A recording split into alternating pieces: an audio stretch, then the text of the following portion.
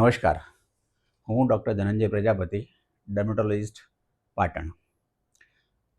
આજે આપણે જે વાતાવરણમાં ગરમી વધી રહી છે ઉનાળામાં એની વાત કરીશું. અત્યારે એવું કહેવાય છે કે મોટાભાગે આજનું ટેમ્પરેચર ગણવા જઈએ ને તો 42 ડિગ્રી સેન્ટીગ્રેડ ટેમ્પરેચર હતું. આવનારા ટાઈમમાં લોકો 42થી 45, 45થી 47 સુધીનું ફોરકાસ્ટ આપેલું છે. હવે વાતાવરણમાં ગરમી વધે તો શું નુકસાન થાય એના વિશે વાત કરીને બચવાના શું ઉપાય છે વાત કરીશું.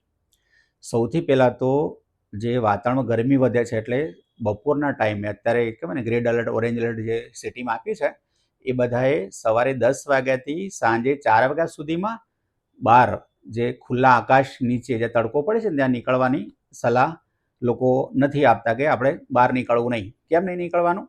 કે સૌથી પહેલાં તો તમને ગરમીના કારણે ડિહાઇડ્રેશન થાય, શરીરમાં પાણીની ઉણપ પેદા થાય.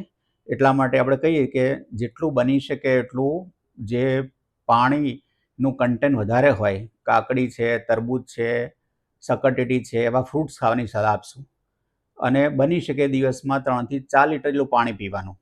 આની સાથે સાથે ડિહાઇડ્રેશનની સાથે સાથે બીજું એક કે હીટ સ્ટ્રોક કોઈને આવી શકે, કે ગૂંગળામણ થવી, શ્વાસ લેવાની તકલીફ થવી, ચક્કર આવવા, એ ડિહાઇડ્રેશનની આડઅસરો છે. એટલે ડિહાઇડ્રેશન રોકવા માટે, હીટ સ્ટ્રોક સાચવવા માટે બહાર નીકળવાની લોકો સલાહ નથી આપતી અત્યારે.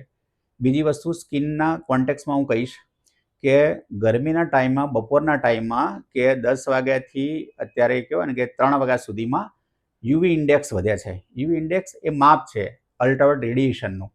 રેડિયેશન શું નુકસાન કરે? એમાં યુવી એ અને યુવી બી બે સ્પેક્ટ્રમ આવે છે.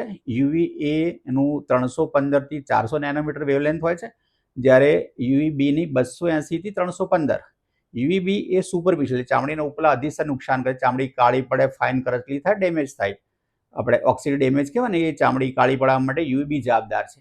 જ્યારે ચામડીની નીચેના કોષો કે જે ચામડીમાં કરટલી કરે, ચામડીના કોષોનું કોલાજન ડીજનરેટ કરે, એટલે એજિંગ જલ્દી ઇન્ડ્યુસ થાય, આપણે કે ઉંમરની અસર વહેલા દેખાય, એ બધા ચેન્જીસ ચામડીમાં આવતા હોય છે. અને લાંબા ટાઈમે લોકોમાં ચામડીના સ્કિન કેન્સરની શક્યતા વધે છે.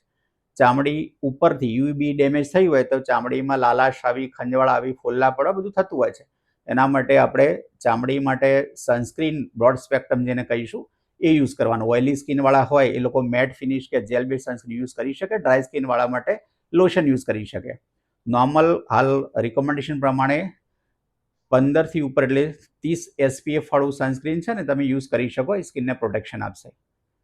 આટલું સાચવશો તો આપણે ઉનાળામાં પણ ચામડીની સંભાળ રાખી શકશું. નમસ્કાર, અસ્તુ.